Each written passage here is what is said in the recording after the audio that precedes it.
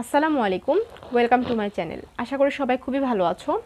আজকের ক্লাসে আমরা সমীকরণ থেকে কিভাবে লজিক গেট অঙ্কন করতে হয় সেটি দেখব।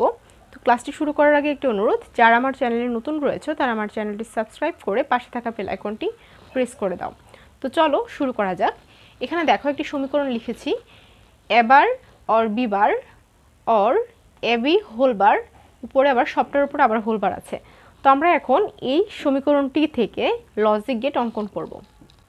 তো খেয়াল করো, প্রথমে হচ্ছে এই এ এবং বি দুইটা চলকের জন্য আমাদেরকে দুইটা ইনপুট দিতে হবে। তো এটা হচ্ছে আমাদের এ, এটা হচ্ছে বি। এভাবে আমরা দুইটা ইনপুট দিয়ে দিলাম।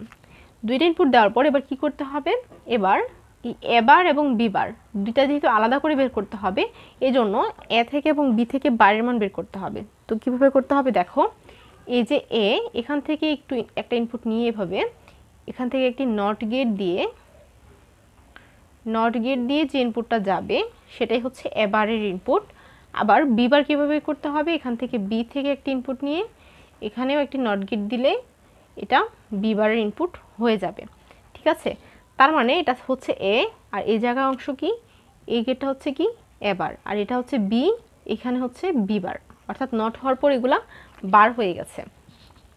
এখন আমাদেরকে সমীকরণ অনুযায়ী এখান থেকে ইনপুট নিতে হবে। তো খেয়াল করি একটা জিনিস, এখানে হচ্ছে দেখো এ বার অর বি বার, অর্থাৎ এ বার এবং বি বার থেকে আমাদেরকে ইনপুট নিতে হবে এবং ইনপুটগুলো দিয়ে একটি অর গেট অঙ্কন করতে হবে।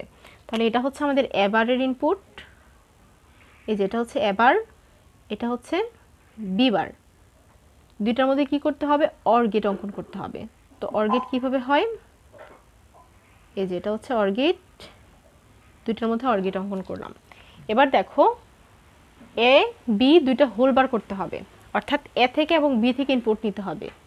এই যে এ থেকে ইনপুট, এই যেটা হচ্ছে বি থেকে ইনপুট, এ থেকে এবং বি থেকে ইনপুট নিয়ে কী করতে হবে, একটি অ্যান্ড গেট। দেখো এ বি এর মধ্যে কিন্তু অ্যান্ড অপারেশন হয়েছে, তো সেক্ষেত্রে এ বি এর এই দুইটা ইনপুট আমাদেরকে কী করতে হবে, একটি অ্যান্ড গেট অঙ্কন করতে হবে।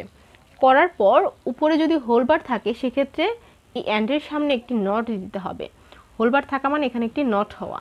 তো এই নটটা দেওয়ার পর এটা কি হয়েছে, এ বি হোল বারের মান বের হয়েছে। এখন দেখো এই যে প্রথম অংশ এবং দ্বিতীয় অংশ, এই যে এটা হচ্ছে প্রথম অংশটা এবং এটা হচ্ছে কি দ্বিতীয় অংশটা, এই প্রথম অংশ এবং দ্বিতীয় অংশ একত্রিত হয়ে আবার একটি অর গেট অঙ্কন করতে হবে। এই দুইটা গেট একসাথে একটি অর গেট অঙ্কন করতে হবে। তো গেটগুলোকে এভাবে কাছে এনে এভাবে আঁকলে গেটটা দেখতে ছোট হয় এবং সুন্দর হয়।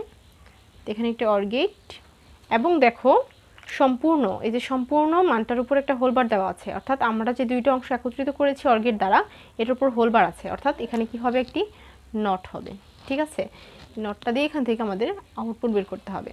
তার মানে এই যে এই অংশের আউটপুট হচ্ছে কি এ বার অর বি বার, এই অংশের আউটপুট হচ্ছে এ বি হোল বার, আর এটা হচ্ছে আমাদের সম্পূর্ণ আউটপুট, সম্পূর্ণ ওয়াই এর আউটপুট, অর্থাৎ A bar or B bar or A B whole bar, উপরে হোল বার।